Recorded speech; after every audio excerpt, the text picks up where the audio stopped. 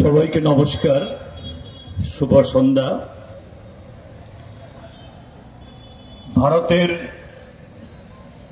স্বাধীনতা সংগ্রামের অন্যতম উজ্জ্বল বীর যোদ্ধা ভারত মাতার অন্যতম সন্তান কর্তার সিং সারাভার ১১০তম শহীদান দিবস উপলক্ষে আয়োজিত আজকের এই সভার সভাপতি মণ্ডলীর সাথী সদস্যগণ,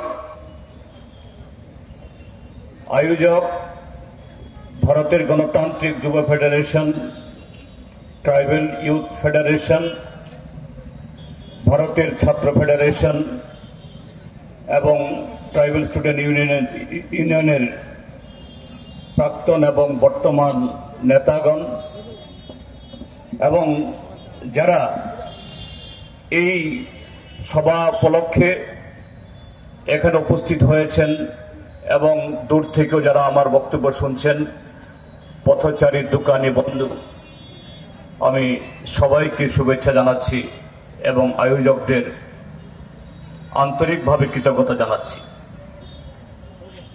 সাথে শুধু আজকে কর্তার সিং সারাভার এই ১১১তম শহীদ দিবস উপলক্ষে শুধু কর্তার সিং সারাভাকে নয়, গতকালই ১৫ই নভেম্বর আরেকজন ভারত মাতার উজ্জ্বলতম সন্তান বিরসা মুন্ডা, তারও মৃত্যু দিবস। মৃত্যু বললে ভুল হবে, তাকে হয়তো ফাঁসিতে ঝুলানো হয়নি বা গুলি করে মারা হয়নি, ব্রিটিশদের অকথ্য নির্যাতনে তাকেও মাত্র ২৫ বছর বয়সে শহীদের মৃত্যুবরণ করতে হয়েছে। আমি এই দুইজন মহান সন্তানদের প্রতি আমার গভীর শ্রদ্ধা জ্ঞাপন করছি। বন্ধুরা, যেই শহীদদের কথা যদি আমরা আলোচনা করি, অবশ্যই খুব সংক্ষেপে হলেও আমাদের স্বাধীনতা আন্দোলনের তার যে প্রেক্ষাপট, আমাদের সেদিকে একটু ফিরে তাকাতে হয়। ভারতবর্ষের স্বাধীনতা আন্দোলন যেমন পৃথিবীর ইতিহাসে একটা দীর্ঘতম জন আন্দোলনের, বিপ্লবের, আত্মত্যাগের এক মহাভারত, এবং এই মহাভারত শুধু এক ধারায় এটা সম্পাদিত হয়নি, তার বিভিন্ন স্রোত থেকে বিভিন্ন সময়েতে, তৎকালীন সময়েতে আমাদের দেশের বিভিন্ন অংশের মানুষের তার অংশগ্রহণ করার মধ্য দিয়ে এটা সফল হয়েছে। ঠিক এরকমই অষ্টাদশ শতাব্দীর মাঝামাঝি সময় থেকে এই ব্রিটিশদের কবলে ভারতবর্ষে এখানকার গরিব মানুষের যখন বাঁচার সমস্ত অধিকার কেড়ে নিচ্ছিল, এই দেশের বিভিন্ন প্রান্ত থেকে জীবিকার অন্বেষণে এই আজ থেকে ১০০, ১৫০, ২০০ বছর আগেও শত শত মানুষ, আজকের মতো উড়োজাহাজ ছিল না, আজকের মতো যেরকম ভাবে বাণিজ্যিক জাহাজ সমুদ্রের উপর দিয়ে চলে তাও ছিল না। খুব কষ্ট করে ৭ সমুদ্র ১৩ নদী পার হয়ে হাজার হাজার ভারতীয় শ্রমিক আমেরিকাতে যেতে বাধ্য হয়েছিলেন, ইউরোপে যেতে বাধ্য হয়েছিলেন। তাদের একাংশ আমেরিকাতে, কানাডাতে, যাদের মধ্যে অধিকাংশই হল অবিভক্ত পাঞ্জাব প্রদেশের নাগরিকরা, হিন্দু ছিলেন, শিখ ছিলেন, মুসলমানও ছিলেন। কিন্তু সেখানে গিয়েও আমেরিকাতে বা ইউরোপে সেখানেও কোনো শান্তি ছিল না। একদিকে বর্ণ বৈষম্য, আরেকদিকে মালিকদের তাদের শোষণের নানা ধরনের নির্যাতন এবং পরাধীন ভারতবাসী হিসাবে অবহেলা, তাচ্ছিল্য। সেই ভারতীয় শ্রমিকরা তারা নিজেরা ভাবতে শুরু করলেন যে না,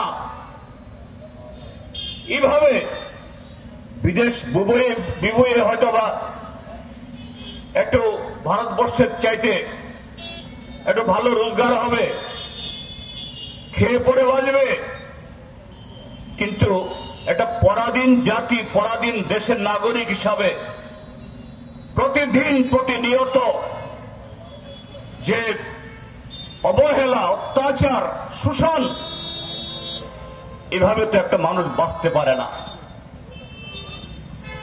আত্মসম্মানকে বিলিয়ে মানুষ, সভ্য মানুষ বেঁচে থাকতে পারে না।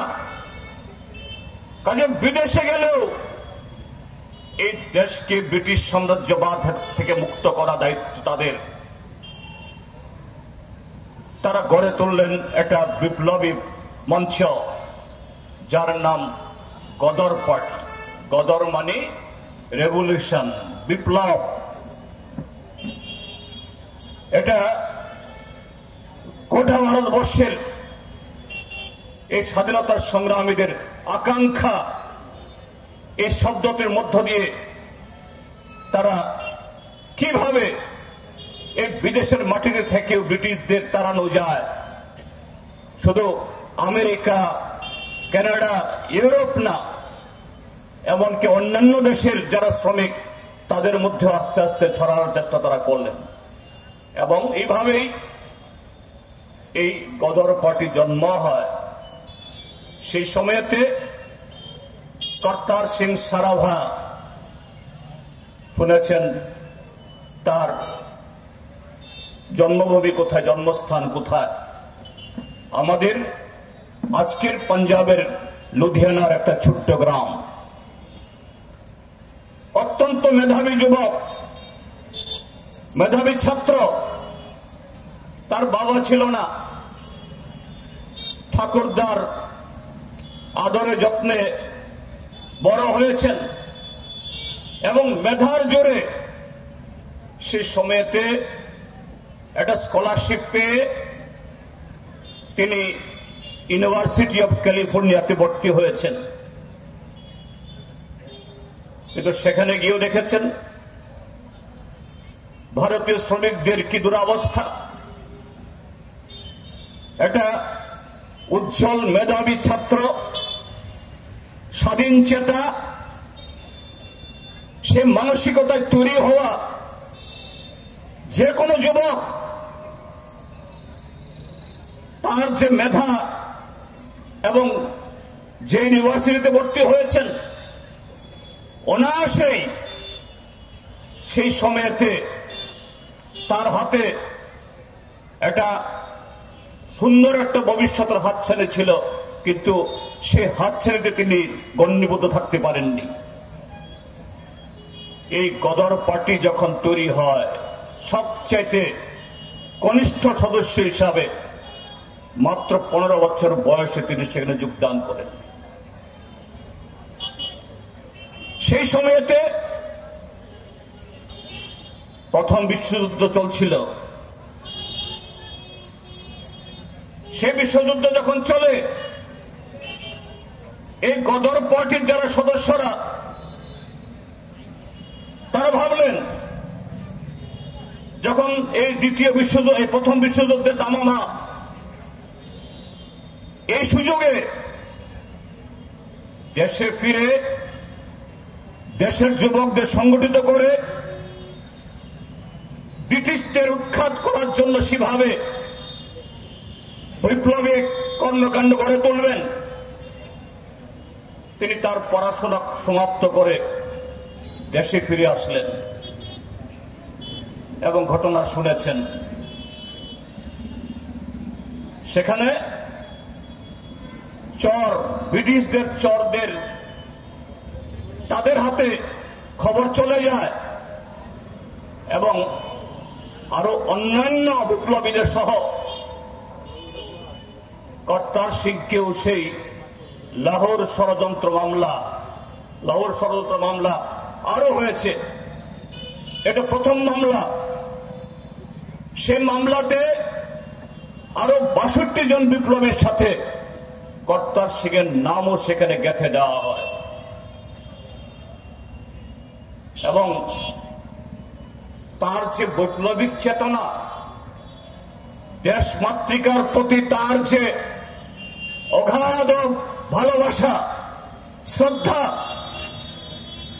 এবং যে দেশকে শুধু স্বাধীন করে না, সে দেশ যাতে একটা শোষণমুক্ত একটা দেশ হয়, একটা সেরকম মাথা উঁচু করা একটা জাতি হয়,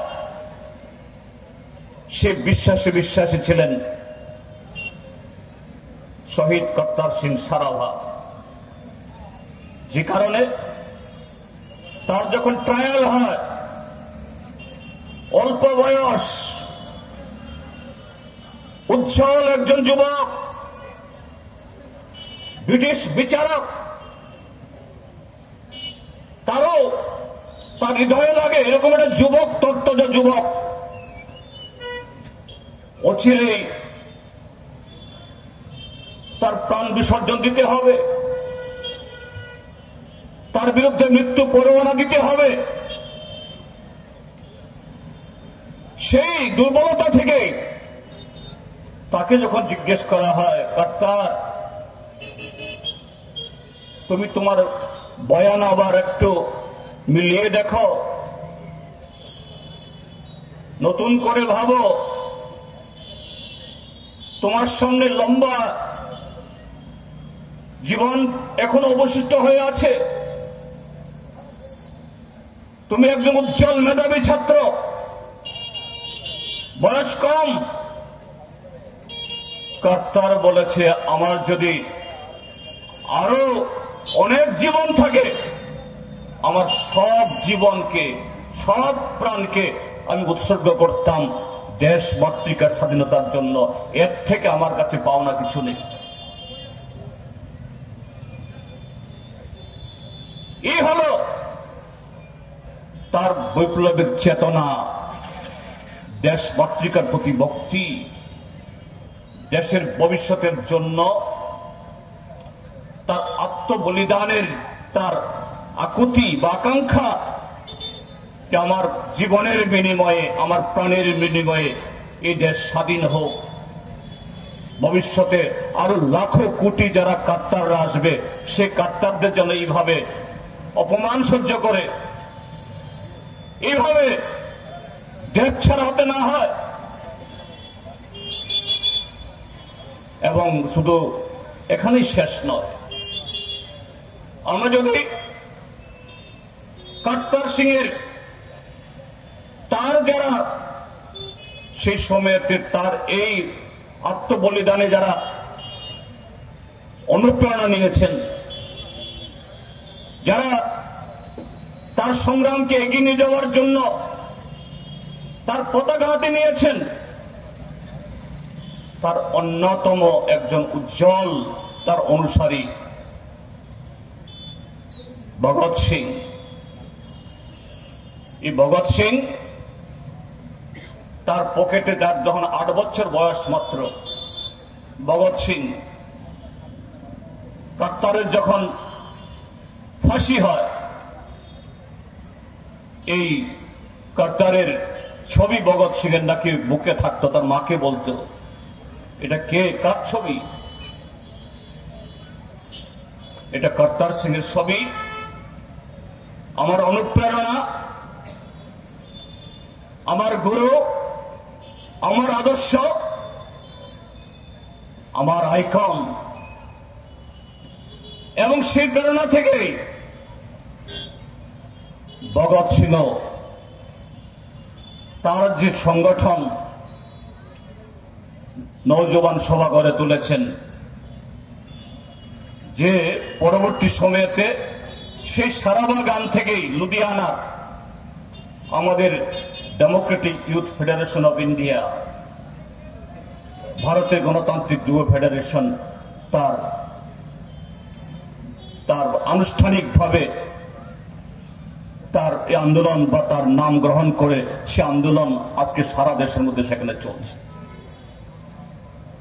যে আজকে যখন আমরা কর্তারকে স্মরণ করছি, সে কর্তার তো ফিরে আসবে না। মানুষের পুনর্জন্ম আমরা বিশ্বাস করি না। ব্যক্তিগতভাবে আমার কথা বলছি, কিন্তু মানুষের তার যে অবদান, তার যে শিক্ষা, তার আদর্শ হাজার বছর ধরে মানুষকে উদ্বুদ্ধ করে, মানুষকে উজ্জ্বল চেতনায় প্রগতিশীল লক্ষ্যে দেশ প্রেমের মধ্য দিয়ে তাকে সেভাবে গড়ে তুলতে সাহায্য করে। আজকে কর্তার সিং, ভগৎ সিং,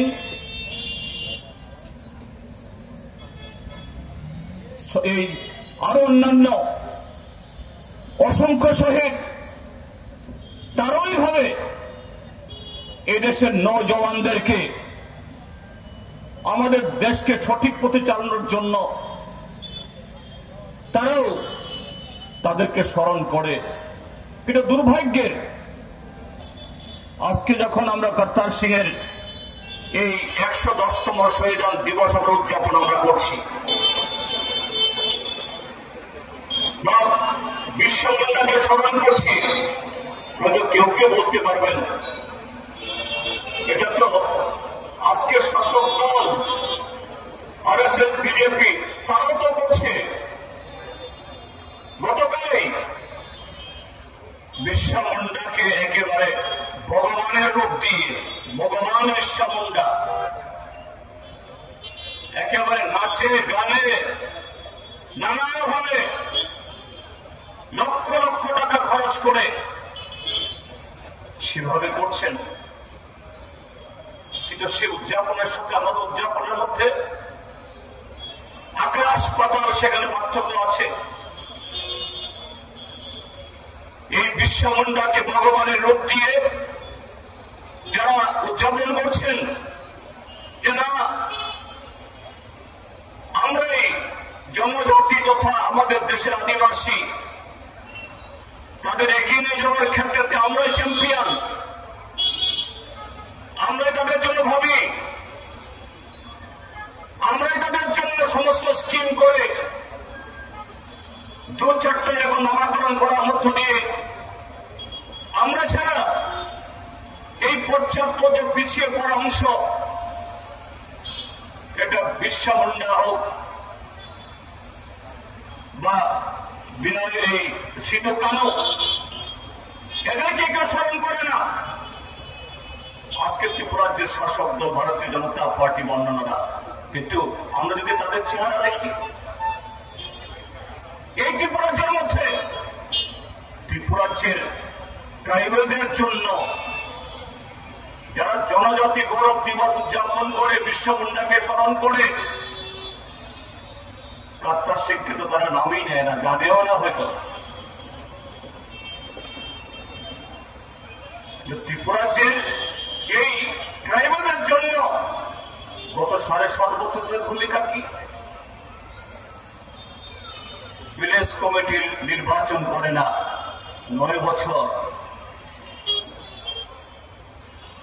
এডিসির হাতে আরো অধিক ক্ষমতা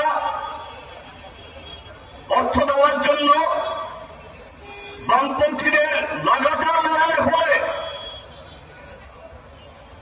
ইউপিএ সরকারের শেষ দিকে পার্লামেন্টে যে বিল তৈরি হয়েছিল, যে বিলের এটা নামাকরণ শিরোনাম হয়েছিল 125তম সংবিধান সংশোধন বিল, সে বিল আজকে প্রায় 8 থেকে 9 বছর ধরে পার্লামেন্টের সমস্ত ধরনের নিয়ম কানুনকে মেনে standing committee, select committee, joint parliament committee এবং যে সমস্ত রাজ্যগুলোতে লাগু হবে এদের সাথে কনসালটেশন ইত্যাদি করার পরেও আজকে প্রায় 9 বছর ধরে এটা পার্লামেন্টের আলমারিতে ঘুমোচ্ছে। এটাকে জাগানোর জন্য এই ভারতীয় জনতা পার্টি আরএসএস এর কোন ধরনের উদ্যোগ নেই। এডিসির পাওনা, তার যে অধিকার, এগুলো কিভাবে মিটিয়ে দেওয়া যায় তার জন্য কোন উদ্যোগ নেই। এডিসি এলাকাগুলোতে বামপন্থী ফ্রান্স সরকারের সময়তে অন্যান্য এলাকার মতো শত শত স্কুল গড়ে উঠেছিল, স্কুল বন্ধ হয়ে যাচ্ছে। 1-2জন শিক্ষক দিয়ে একটা সিনিয়র বেসিস স্কুল চলছে, high school, higher secondary school চলছে, নানা ধরনের মুখরোচক নাম দিয়ে শিক্ষক নেই। এই হলো জনজাতিদের প্রতি তাদের প্রেম। ওই লাদাখে কাশ্মীরকে শিক্ষা দেওয়ার জন্য কাশ্মীরকে যখন টুকরো করা হলো,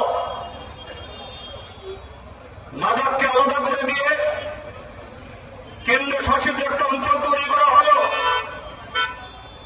এদেরকে প্রতিশ্রুতি দেওয়া হয়েছিল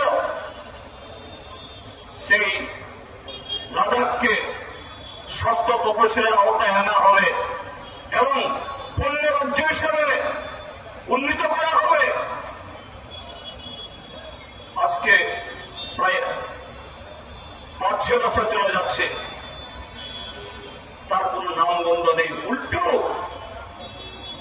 সেখানকার জনপ্রিয় গণতান্ত্রিক আন্দোলনকে দমন করার জন্য সেখানে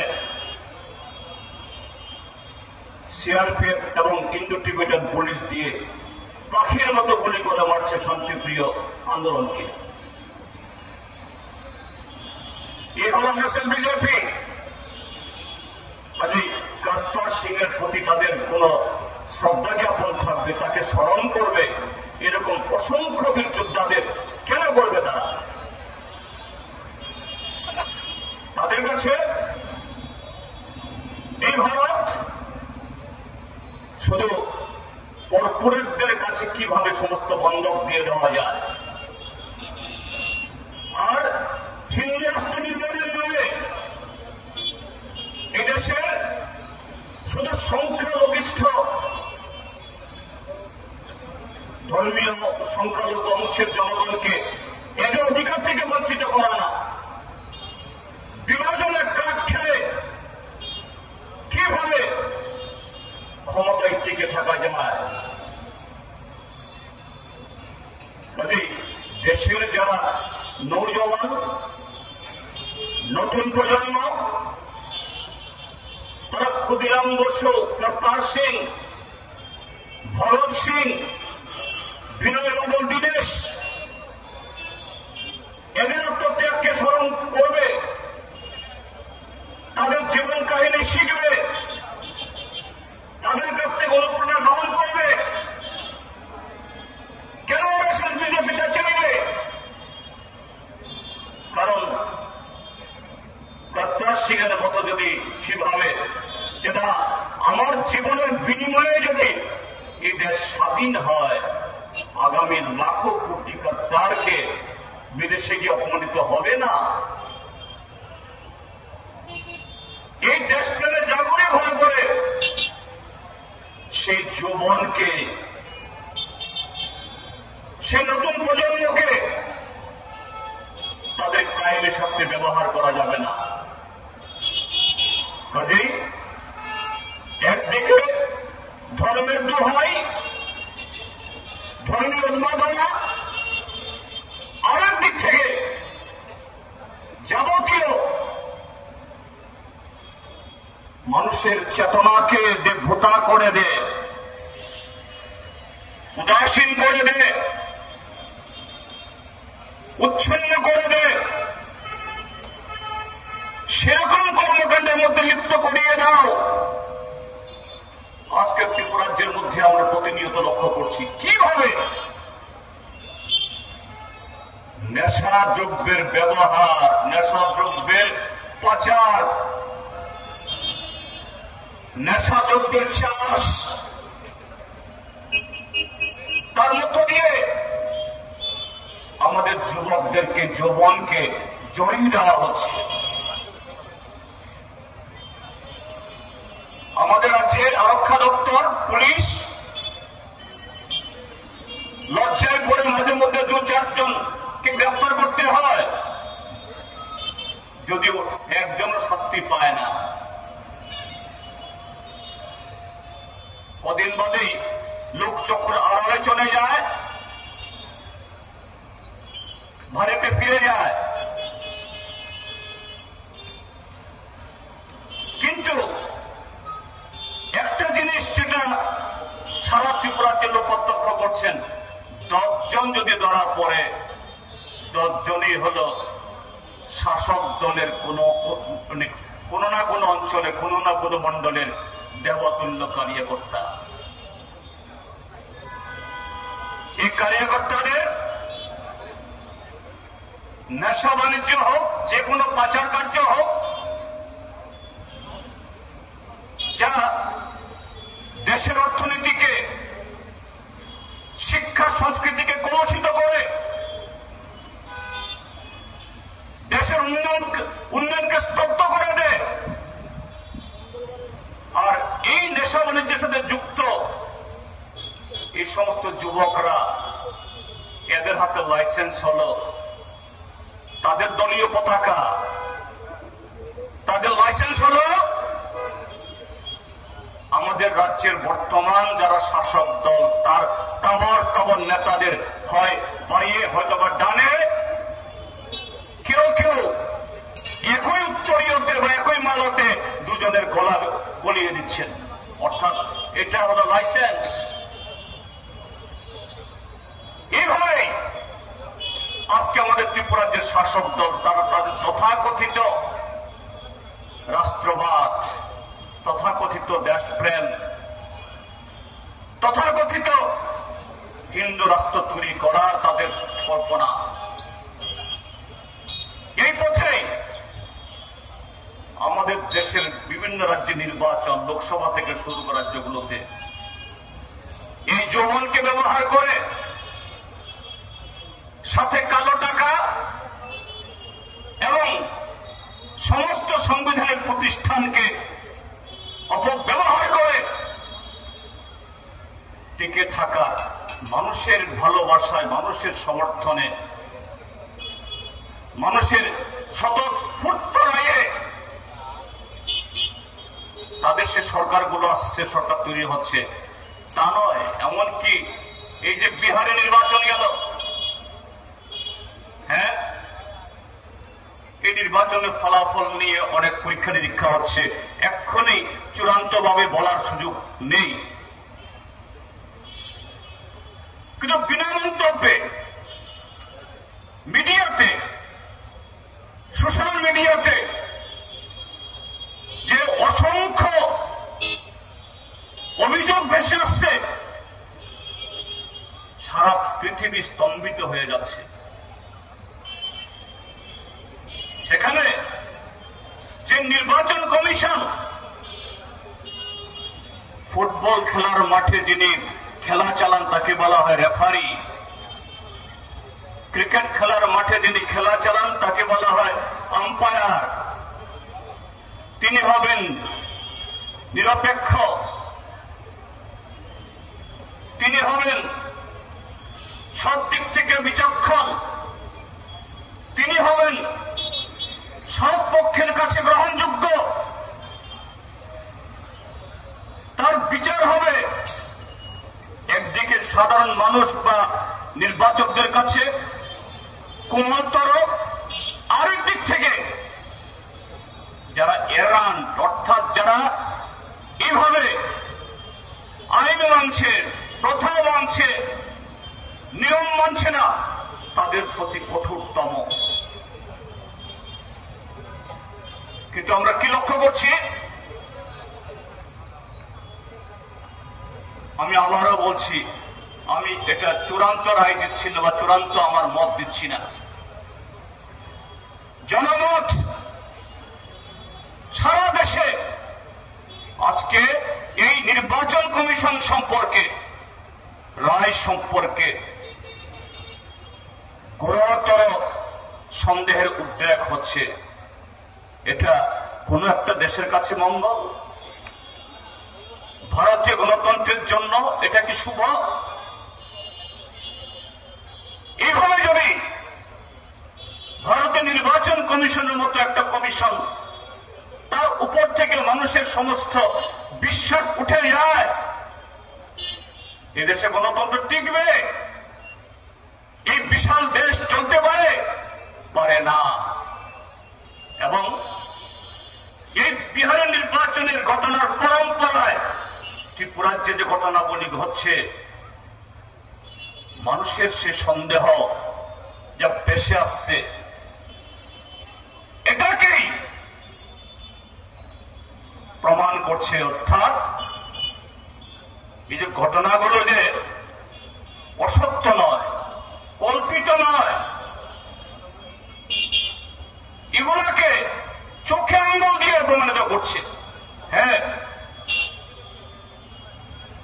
বিহারে তাদের দল আবার ক্ষমতায় ফিরে এসছে, তাও অবিশ্বাস্য ফলাফল নিয়ে।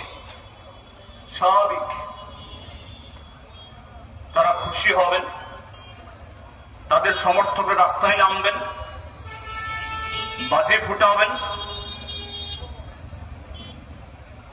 বিজয় কীর্তন করবেন, স্বাভাবিক। এতে কেউ না করবে না। কিন্তু বিজয় উৎসবের নামে সে রাতে বিরোধী দলের পার্টি অফিস, যে অফিসগুলো কোনটা 15 বার, 16 বার, 17 বার ভাঙচুর করা হয়েছে, আগুন লাগানো হয়েছে, সে অফিস আবার পোড়াতে হবে, আবার ভাঙতে হবে। বিরোধী দলের সমর্থক বাছাই করে তাদের ঘরে ঘরে গিয়ে মোটা টাকার চাঁদা আদায় করতে হবে। যদি তাদের পছন্দ মতো সে আদায় না হয়, সে দোকানপাট, বাড়ি ঘর জ্বালিয়ে ছাই করে দিতে হবে। কি প্রমাণ করে? এটা শুধু ত্রিপুরাতে না, সারা দেশেই বিহারের রায় সম্পর্কে এরা যে গুরুতর সন্দিহান ছিল, বিহারে তাদের দ্বিধা কথা ছিল না। কাজে চোরা পথে এই যে মানুষের অভিযোগ, এই ফলাফল এটা স্বাভাবিক ফলাফল নয়, মানুষের রায় নয়। তাদের এই প্রতিক্রিয়া, বিরূপ প্রতিক্রিয়া, এটাকে প্রমাণ করছে যে না, যে বিহারের এই রায়ের পরে সারা দেশের মধ্যে শাসক দল সম্পর্কে দেশের মানুষের লড়াই, প্রতিবাদ, প্রতিরোধ আরো তুঙ্গে উঠবে। এই ত্রিপুরাজ্যের মধ্যে এদের চেয়ে এই নরবরে সরকার গত 7.5 বছরের লুটপাট দুর্নীতির কারণে এমন জায়গায় চলে গেছে, হিতাহিত জ্ঞান হারিয়ে ফেলেছে। সাংবাদিক সম্মেলন করে মন্ত্রী বলে আমরা সবাই ঘুষ খাই।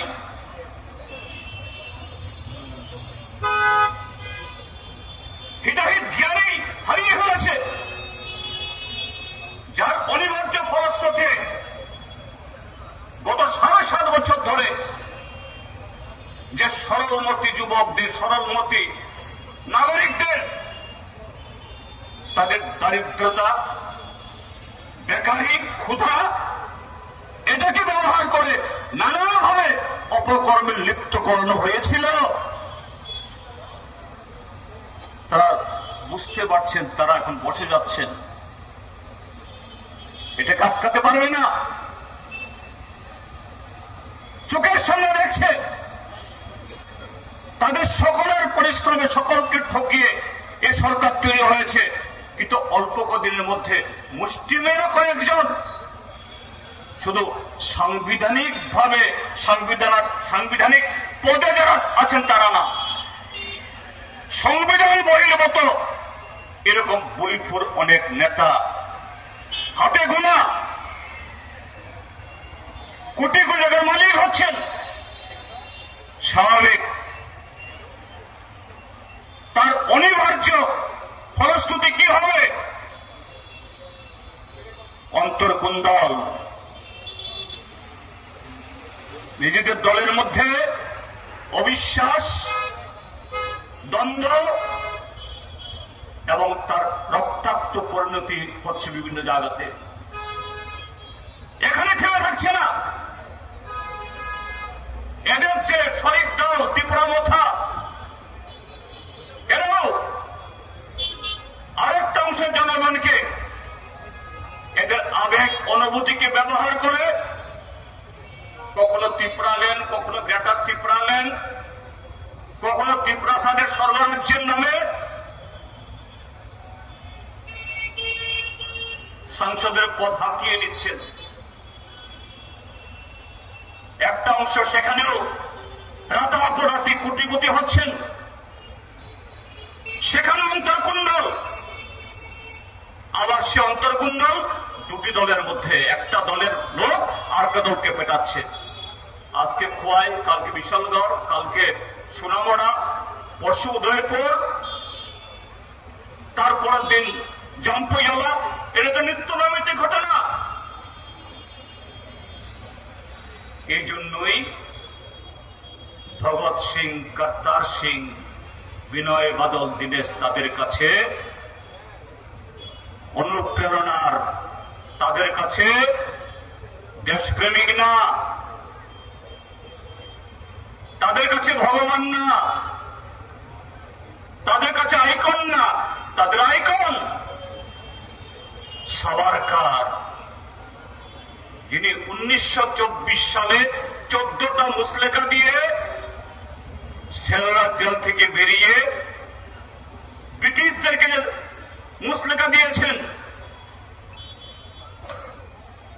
আমার জীবনে কখনো ব্রিটিশদের বিরুদ্ধে, ব্রিটিশদের বলতেন আমাদের প্রভু, আমাদের মাতা পিতার সমান, প্রভুর বিরুদ্ধে আমরা কখনো মুখ খুলব না, বরঞ্চ প্রভুকে নানাভাবে মদত দেব। তাই তারা 1930 সালে যখন এই ভারতবর্ষে ইন্ডিয়ান ন্যাশনাল কংগ্রেসের উদ্যোগে জাতীয় পতাকা উত্তোলিত হয়, এরা তার বিরোধিতা করে। আরএসএস এর হেডকোয়ার্টারে 47-এর পর আরো 52 বছর জাতীয় পতাকা উত্তোলন তারা করেনি। 1942 সালে ভারত ছাড়ো আন্দোলনকে তারা বিরোধিতা করে, এরা ব্রিটিশদের পক্ষ নেয়। 1949 সালে যখন আমাদের কনস্টিটিউয়েন্ট অ্যাসেম্বলি আমাদের সংবিধানের খসড়া গ্রহণ করে, তারা বলে এই সংবিধান আমরা মানি না, সংবিধান তৈরি করতে হবে মনুস্মৃতিকে অনুসরণ করে। 1950 সালে 26শে জানুয়ারি আনুষ্ঠানিকভাবে যে দিবসটাকে আমরা প্রজাতন্ত্র দিবস উদযাপন করি তার আখ্যায়িত করে এই 26শে জানুয়ারি প্রজাতন্ত্র দিবস, এটা ভারতের জন্য কালা দিবস। সেই আরএসএস বিজেপি আজকে নানা কৌশলে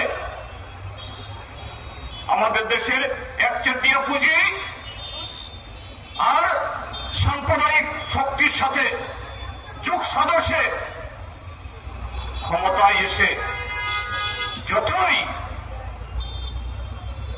ওই বল্লভভাই প্যাটেলের দিনে জন্মদিনে এরা কিছু মিছিল করে দেখা,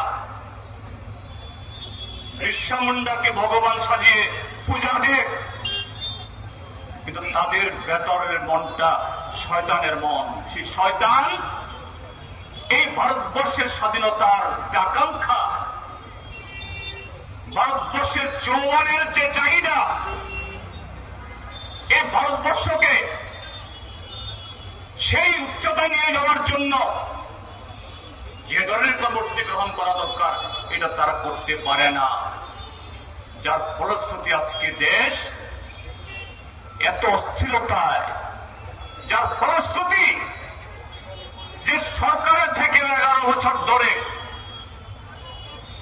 সেখানে দুর্নীতি, অনিয়ম, কালো টাকা ছাড়া এদের টিকে থাকার কি লোকসভা নির্বাচন, কি বিধানসভা নির্বাচন, কি পঞ্চায়েত নির্বাচন, এমনকি সাধারণ ওই সমবায় বা স্কুল কলেজের ছাত্র সংসদের নির্বাচনও তারা সুষ্ঠুভাবে করতে পারে না।